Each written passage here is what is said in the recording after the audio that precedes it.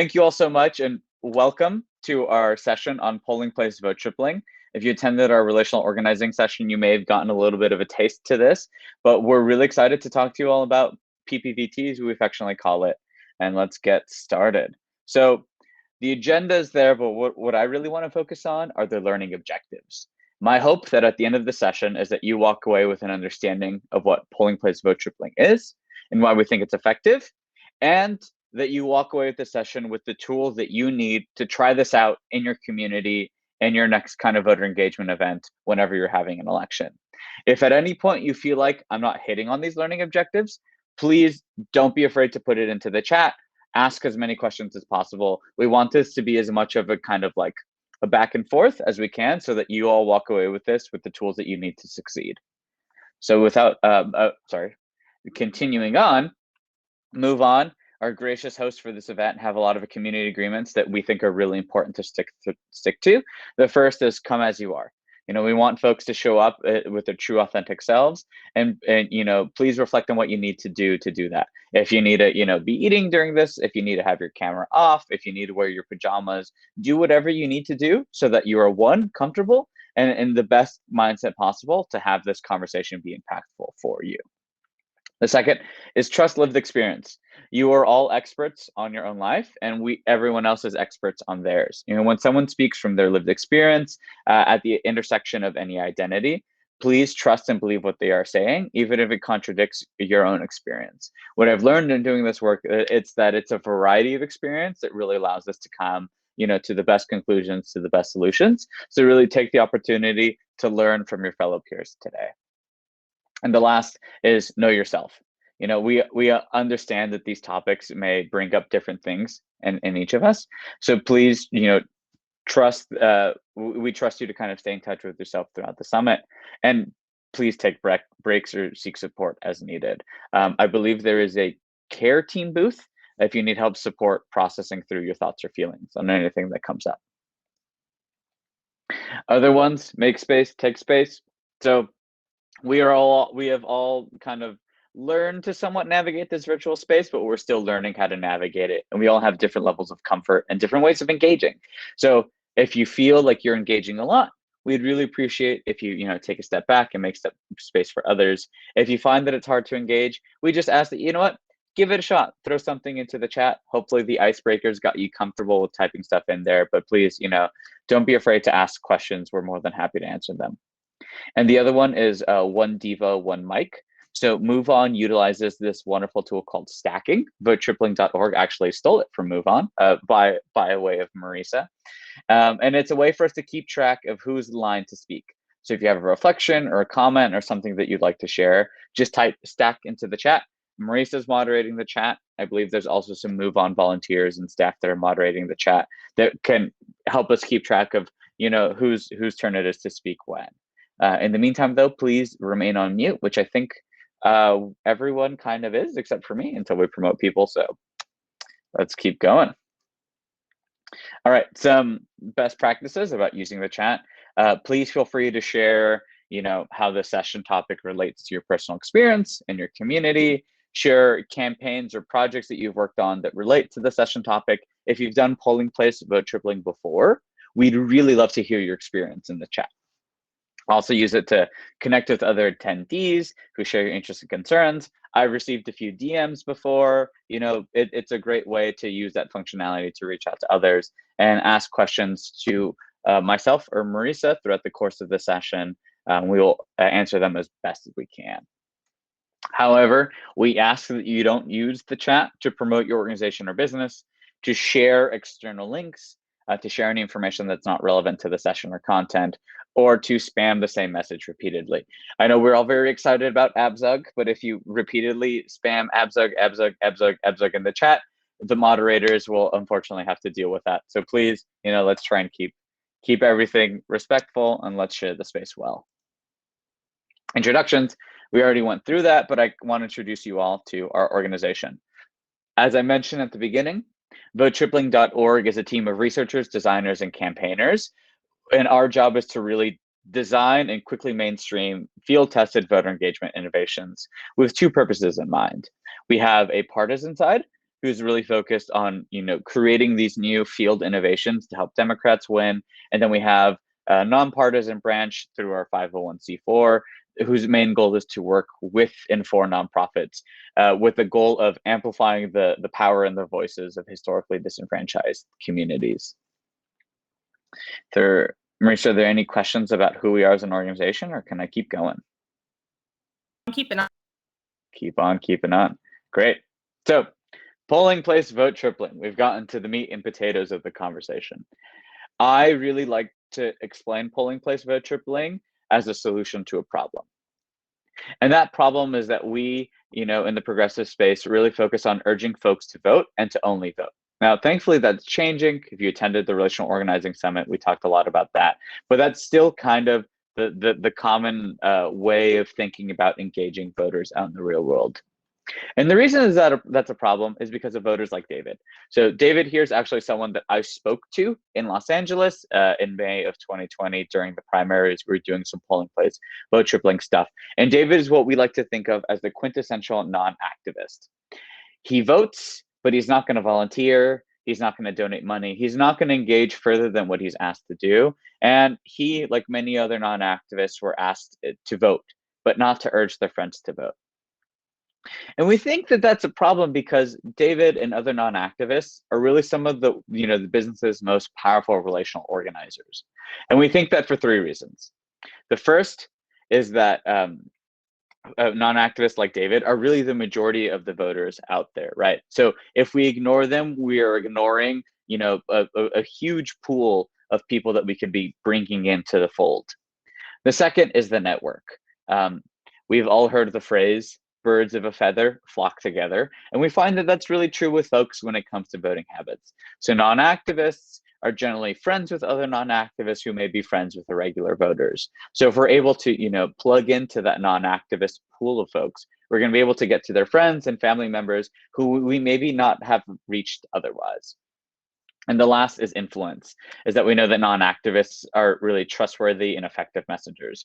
My apologies to the folks that already attend the relational organizing talk, but something that we asked there is, how many of y'all, and put a smiley face or like a plus sign in the chat if this is true, how many of y'all have ever, eaten at a restaurant, watched a movie, or, done something because a friend or family member told us that it was good or worthwhile? Marisa, are we getting any smiley faces in the chat? Great. So we all know basically the power of, the effectiveness of a relational nudge, of a relational push. In the kind of the flood of information of the texts and the calls and everything that everyone's getting, we really need a way to cut through that noise. And friends and family members reaching out and talking about voting is really one of the most effective ways of doing that. The question then is posed, how do we get folks like David to not just vote, but also to remind their friends to vote at scale? We at votetripling.org firmly believe that answer is relational, organizing, relational get out the vote work, friend-to-friend voter turnout. If you were on our previous call, you saw this graph, but just to reiterate what you're seeing, this is the Analyst Institute's meta-analysis of voter turnout mobilization programs. And as you can see on the right, relational programming is pretty much the highest up there. All this is to say is that relational work is one of the most effective ways of getting folks out to vote. And in particular, what we're going to talk about today is my personal favorite. Marisa can have her own favorites, but for me, polling place vote tripling is really my favorite form of relational voter turnout. And what it is in a nutshell is a three-step process. You, a volunteer, whoever signing up for the shift, is standing outside of a polling location. And as voters are exiting, after they've voted, after they're feeling great about being part of the political process, you stop them and you ask them, hey, thank you so much for being a voter. Can you pull your phone out right now and text 3 friends and remind them to vote? If they say yes, you give them a sticker, as you see down here. You give them, we've had some partners do this with donuts. We have some partners do this with coffee. You basically give them a little bit of an incentive to sweeten the deal. And that's basically it. That's polling place vote tripling in a nutshell. And I just kind of want to take a moment to stop and ask the chat, has anyone done polling place vote tripling by chance? And Marisa, let me know if people have. And if you have, I guess, share your experience. What did you think of it? So I will also ask, has anybody been a receiver of polling place vote tripling? Have you voted and asked you to remind 3 friends to vote as you have left? We did it virtually for Georgia. I'm going to start rocking. We did a similar thing with the peer-to-peer text campaign. So it looks like folks have a little familiarity. Great. And I'm glad to see that Chuck has done it. Hopefully, Chuck, let everyone know in the chat if you had a great time doing it. But I'm going to kind of keep on keeping on. So polling place vote tripling seems to be a solution to a problem, seems relatively straightforward. Does it actually work? Thankfully, we know that it does. So as I mentioned, we're a team of researchers and not just campaigners. And we ran a randomized control trial, which is really just the fancy word for a test to evaluate the effectiveness of polling place vote tripling. And what we found was that polling place vote tripling was able to get 3 times the number of contacts than a standard, door-to-door canvassing shift on election day.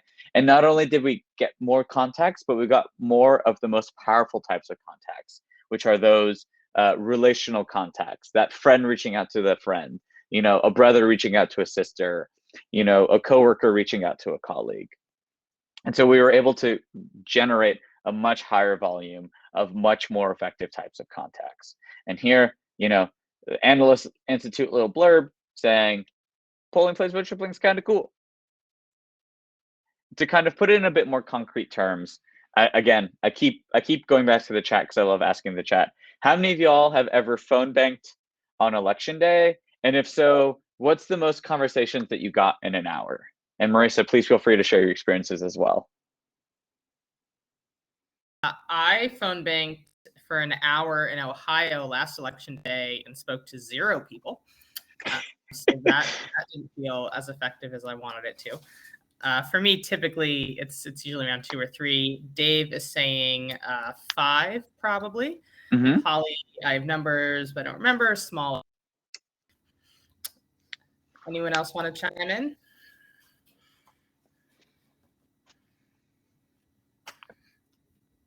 I think you can keep going, Alfredo. Cool. Yeah.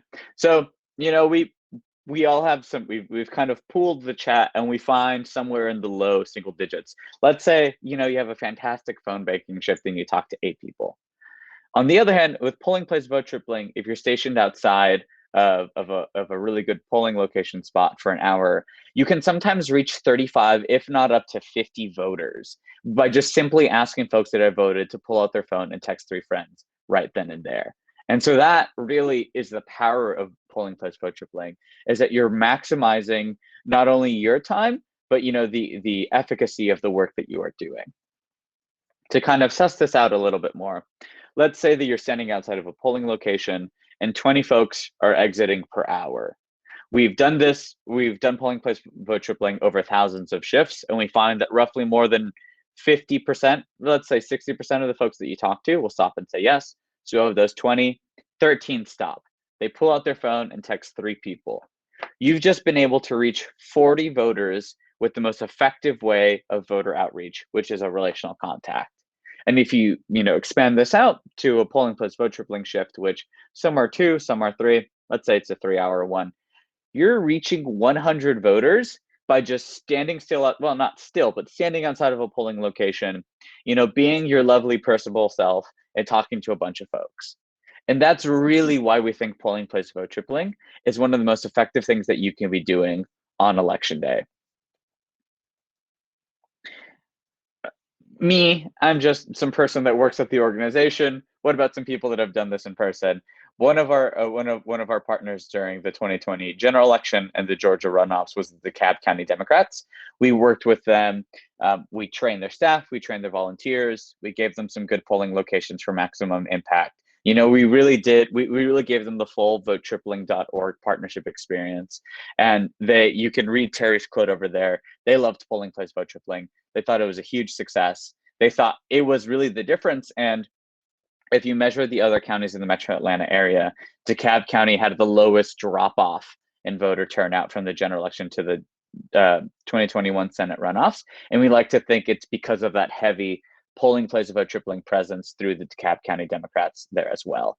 I also believe we partnered with Move On to do it, and I believe there's an opportunity if you'd like to do vote tripling with Move On a little bit later, but I will plug that at the end. I just wanted to mention that there. Marisa, I want to stop. Are there any questions that I've missed? Not seeing any questions, but if folks please go ahead and put them into the chat. Great. All right. Another cool thing that I really like about polling place vote tripling, besides the fact that it's like easy and relatively straightforward, is that it really complements any sort of existing in-person programming that you have fairly well. And the example being, let's say, you're an organization that really wants to focus on voter protection work, extraordinarily important work, and you're gonna what that entails is having lots of folks at polling locations, just supervising and make sure that everyone's able to express their constitutional right. Thankfully, let's imagine your volunteers at a polling location where they don't necessarily have to do much. There's not an issue, there's not things that they have to address. That's the perfect opportunity for them to be doing polling place vote tripling. So while they're supervising and making sure that everyone is able to vote, they're also talking to voters that are leaving and saying like, hey, thank you so much for being a voter. What was your experience like? Super cool. One last thing, can you pull out your phone and text 3 people and let them know that you had a great time voting and that they should vote as well? What you're able to do with polling place vote tripling is again, just kind of like maximize the time that your volunteers are going to be spending, whether it's early vote, whether it's the weekend before, or whether it's election day. You can also take the principles of polling place vote tripling and apply it to your volunteers doing canvassing during early vote. Let's say, I'm currently in Virginia, which has 45 days of early vote, which is fantastic. It's wonderful, but not everyone's going to necessarily be voting on those first few weeks. But let's say it's the weekend before, right? If you're having people going knocking doors, as they're chatting to folks, being like, hey, can we count on your support? Can we count on you to go out and vote? Also, you're going to go out, you're going to vote. Can you maybe pull out your phone and text 3 friends to see if they can vote today as well? It's just a fairly straightforward way that you can tie in relational organizing to any form of, direct voter contact work that you're doing within early vote and on election day. You can also do it from a safe social distance. I'm a fairly loud person, so polling place vote tripling is something that I can do really well from a distance, wear my mask, stand 6 feet apart, and just have a fairly lovely yet loud conversation with voters. Do you want to chat really briefly about our friends and how they integrated this into their poll watching program? Yeah, so during the 2020 general election, one of my partners was Make the Road Pennsylvania, and they had a really, really expansive voter protection program across the eastern state, the eastern part of Pennsylvania. And originally, their volunteers were only going to do poll watching, but then we had a conversation, and they were able to integrate polling place vote tripling into their program. So not only were their volunteers doing the really important work of making sure that everyone was able to express their right to vote, but they were also asking them, like, hey, can you reach out to 3 friends and family members as well? And they love that program. It's something that they're considering doing into the future, and it was something that worked out really well and kind of gave us a different way of thinking about polling place vote tripling. Before then, we were thinking it's like, oh, okay, PPVT is the only thing that your volunteers should be doing. It's like, no, you can pair this with other things. You can do hybrids. You can do some nice, cool, like, mixed volunteering opportunities for folks, and it works out just as well. And people have a great time. For the feedback we heard from Make the Road is that their volunteers loved it, their staff loved it, and they just thought it was a really good usage of their time. And we estimate that they generated 25,000 election day contacts just from doing polling place vote tripling with their existing voter protection at the polls program. Yeah, that's a big number. I forget how large that number is every time you mention it. So it's always a pleasant reminder. Are there any other questions or thing I should elaborate on? Not at the time. I think you can head on to considerations. Great. So logistical considerations. Like any other in-person program, polling place vote tripling requires a certain level of planning, right? Where we're recruiting volunteers from, where the volunteers going to go, how are we training the volunteers, all of these types of things. So when you're thinking about setting up a polling place vote tripling program, we generally recommend thinking about, a few things in particular. One is locations. Polling place vote tripling and the success of a program or of a shift is really a function of voter flow, right? So as I mentioned, Virginia, 45 days of early vote. If you're thinking of when folks are most likely to vote, they're probably not as likely to vote at the beginning, much more likely to vote at the end, right? I believe Virginia has 2 Saturdays in which folks can, right, Marisa, there's 2 Saturdays of early vote? Didn't realize I was on mute. Yes, 2 Saturdays, the 23rd and the 30th. So like thinking of it that way, that December 30th, the last weekend before Election Day, it's probably going to have a lot of traffic. So because it has a lot of traffic, that means there's going to be lots of folks out and voting. That's probably a good time to do polling place vote tripling, right? So find a location where there's generally a lot of people in town, a lot of people vote, and then station your volunteers outside of there. So really thinking about the timeline of the election, when are folks most likely to vote, is really important. Second are locations, and I kind of want to tie this one in with exits. So consider the hypothetical. There's this building that folks are voting out of, and they're entering and leaving this way, and also entering and leaving this way. Or I guess, sorry, let me pose this again. You have 2 exits. Everyone is coming in and out of this exit, but your volunteers are over here. You're missing all the people, right? You want to position yourself best where folks are coming in and out of, so that you're able to stop folks, engage them in conversations, and be able to get them to pull out their phone and text 3 friends right then and there. So really, if you're going to do this at 1 or 2 or a few spots, take the time before your shift to scope it out and see, okay, where's the best spot to stand. Third thing, electioneering limits. Polling place vote tripling can be done in a partisan and a nonpartisan way.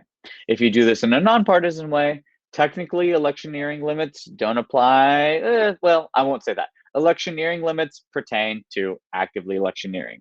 If we're just stopping and asking folks to text 3 friends, that's not electioneering per se, but each polling location's elections judge may have a different interpretation of that.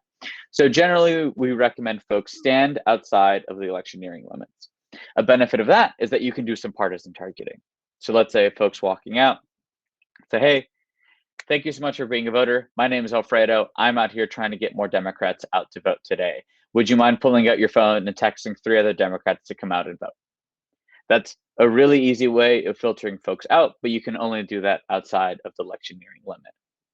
Another consideration is that electioneering limits vary by state.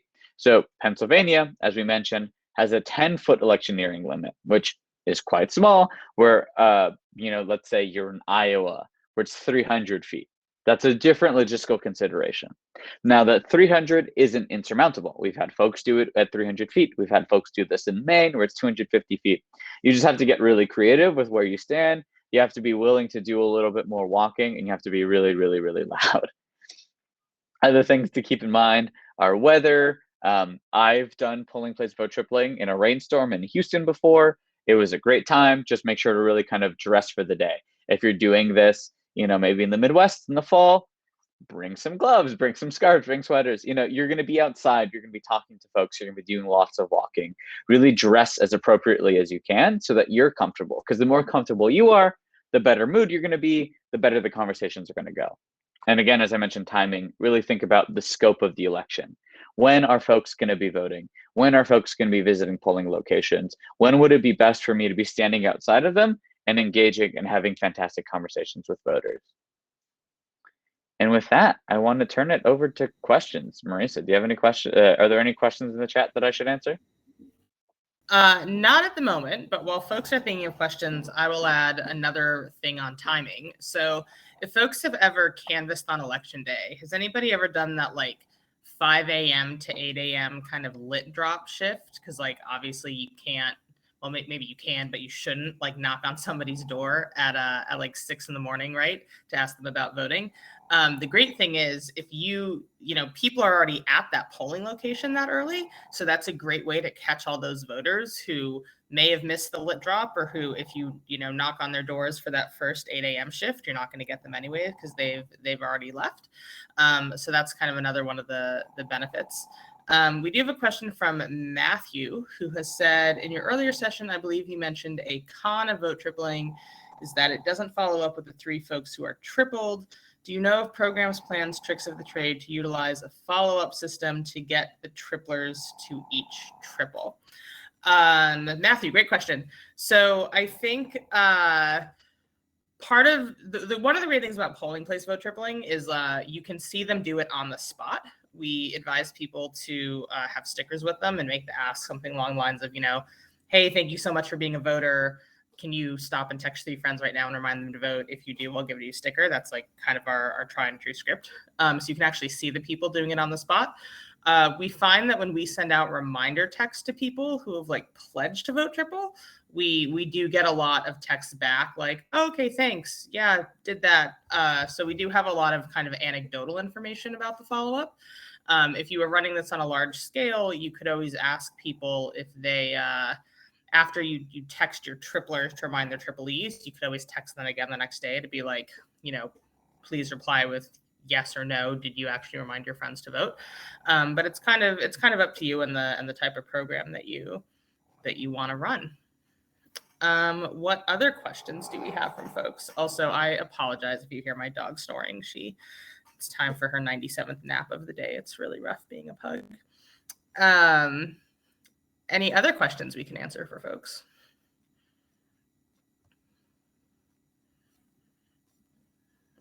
Thank you, Nicole.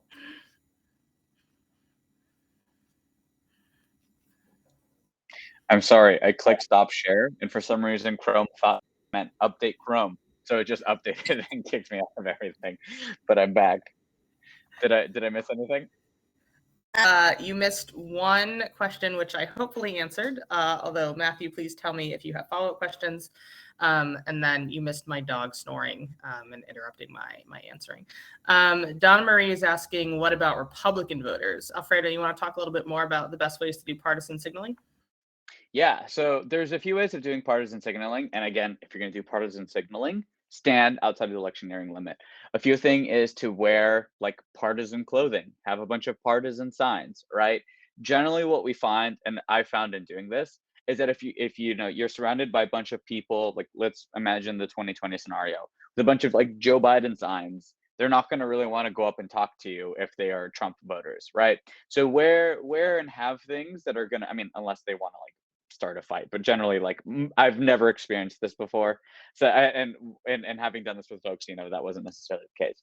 But so one, wear partisan signaling clothes and have a bunch of partisan signaling stuff on. Move on shirts is a fantastic thing to wear.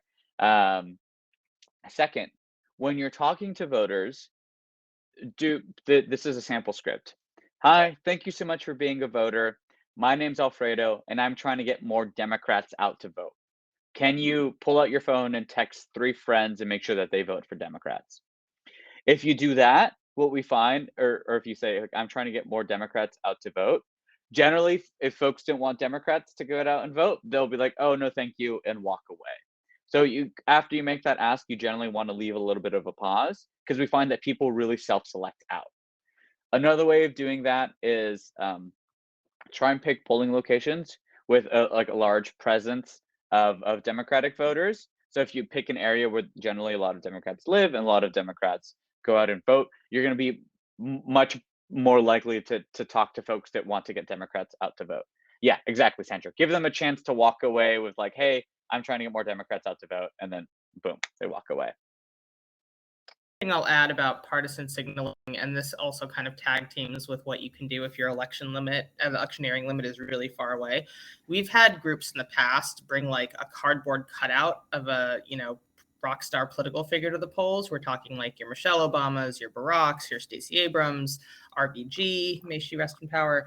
And then people will kind of come over with a what's going on. And one thing that worked really well is people people doing the PPVT being like, hey, like, you want to take a selfie with our, Barack Obama cutout, and the person gets all excited, and then they're like, and then they make that PPVT ask like, oh, hey, while I have you, can you text and remind those 3 friends to vote? And obviously, presumably people who want to get a selfie with a cardboard cutout of, an Obama or a Stacey Abrams and RBG are more likely to lean your way. I can't imagine a Republican would want an RBG selfie. Can PPVT work effectively online, like encouraging them to text their friends over the phone at a phone bank or over text in text campaigns? Alfredo, you want to take that one? Yeah, so you could do yes. The quick answer is yes. And so what that basically becomes is anytime you're talking to voters, let's say you're doing some text banking, like, hey, today's election day. Can I count on you to text or can I count on you to text 3 friends right now and make sure that they go vote? They say yes. And just you got to be a little bit more persistent and be like, okay, cool. Let me know when you texted, and I don't know, I'll send you like an emoji or like hit me with a thumbs up once you've texted. It's a bit more difficult digitally, but not impossible, right? The beauty of polling place vote tripling is that you have the person in front of you, right? You can stop them and be like, hey, can you text them right now? You can see them send the text message and you can be persistent. It's like, okay, how many people did you text? I'll give you a sticker, right? So you lose a little bit of that when it's digital, but it's not impossible. Another thing you can do is maybe you have like an election day Zoom call or a Zoom event, right? And you have everyone on the call, be like, all right, guys, now what we're going to do is pull out your phones and, we're all going to go on mute and text 3 people right now and make sure that everyone goes out and votes.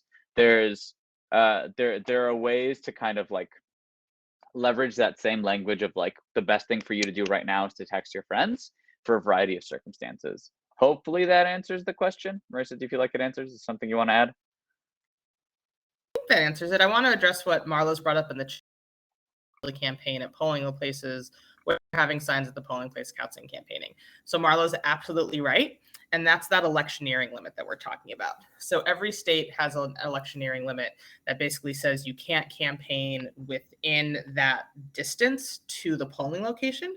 You really have to read the state statutes because they vary. So for example, some of them are written such that you can't do that campaigning within the entrance, so like the actual door. Some go a lot broader and say you have to be like whatever the property is, like let's say it's an elementary school, that you have to be however many feet from the edge of the property. So it really, really depends. A great way to know what the electioneering limit is if you've ever approached a polling location and there's a whole bunch of yard signs and then there's nothing, like all of those yard signs is that electioneering limit. And we advise people to stand obviously outside of that because doing this in a partisan way would absolutely count as electioneering, and we don't at all want people to break any laws. If you're doing this in a nonpartisan way, if you work for a nonpartisan group, one thing that we have found that can be successful if you're only asking people like, hey, can you remind 3 friends to vote? And they're like, vote for her, who? And you're like, whoever you want. Like if you're truly doing it in a nonpartisan way, you can try going up to the election, like whoever's in charge of the polling location, you can try going up to them ahead of, just so you know, I'm going to be doing this thing. I just want to let you know I'm not electioneering. I'm like, look at me in my orange and yellow shirt, not advocating for a candidate or party. We find that it's not effective if you're doing this in a nonpartisan way to, explain that. People quite frankly don't care, and the elections judges are pretty stressed out. Sandra has asked a question, what about busy drop boxes? Does that happen? We've tried that a little bit. Part of the problem is a lot of the times if people are just like driving up to drop their ballot off in a drop box, it's really hard to like be able to just get that ask out in the amount of time, especially if they're just like rolling down their window. We haven't found nearly as much success with that. But Alfredo, I don't know if you have anything you want to add to the Dropbox question. Yeah, I think with Dropboxes, it's a function of it's a bit more difficult because people, are in their cars and moving around a bit more, and it's also just much lower flow. I mean, if you can find a busy Dropbox, like do give it a shot because I mean that's you're still going to be able to talk to a bunch of folks and get them to text friends and family members as much as possible. But I guess if I had to pick between a Dropbox and a polling location, probably would err on the side on the polling location. I also don't know the rules for electioneering limits with Dropboxes. So that's and I'm not a legal scholar. Marisa's the one with the JD amongst the two of us. So, but I'm also not going to ask her to give you all ad hoc legal advice. But I think I would check to see what the legality of electioneering by Dropboxes is. report though is early vote locations can work exceedingly well, especially if there are only a few of them and if the days are limited. So for example, I don't know if we have any folks from Ohio, the great Buckeye State on the call, but Ohio has one location per county. So like if people are going to vote, it's going to be in the one location, and that can be really effective. Nicole has a question. My district is primarily older voters. Have you found vote tripling to be as effective in areas like mine where texting might not be as common? Alfredo, want to?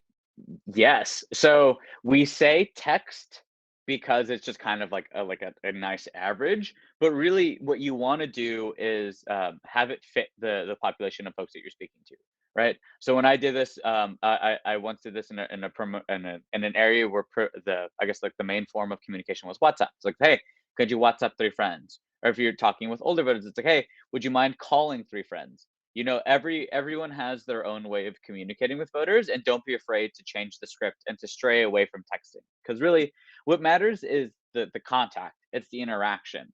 The method is a little bit less important. So if you're like, hey, can you pull out your phone and call 3 friends? That's totally fine. I once had a woman who sat in front of me and like called 6 of her friends and told me after each one, and that's totally fine because that's what we want to see, right? We want to see that like interpersonal interaction happening. We want to see them reach out to their friends and their family.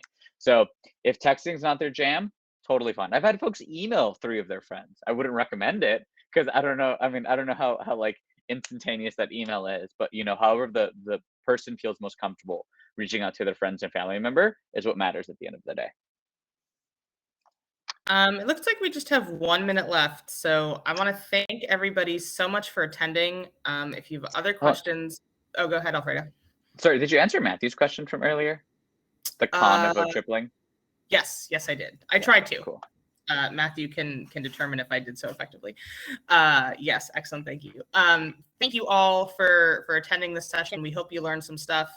If you have follow-up questions, you can hit us up at contact@votetripling.org. Thank you all for the work you do. Thank you for attending this summit. It truly is an honor to be asked to join you for the day. You all do such amazing work. Alfredo, anything else you can add? Yes, I have. I've been told to do one big plug for, let's say, you know, you've all just learned how to do polling place vote tripling. Let's say you actually want to do it out in person. So Move On is actively recruiting volunteers for the 2022 cycle. They were a big partner of ours. They recruited over 970,000 vote triplers, and they did polling place vote tripling with us in Georgia. So, you know, Move On is looking for people to do this. So I dropped the link into the chat. I will drop it again. But if you would like to do this in person, like sign up right there. Move On, we'll get you plugged in with their mobilizers and get you polling place vote tripling. Thank you all so very much. It's been an absolute pleasure. I hope you enjoyed the Marisa and Alf comedy sketch and maybe learned some relational organizing at the same time. So thanks y'all so much.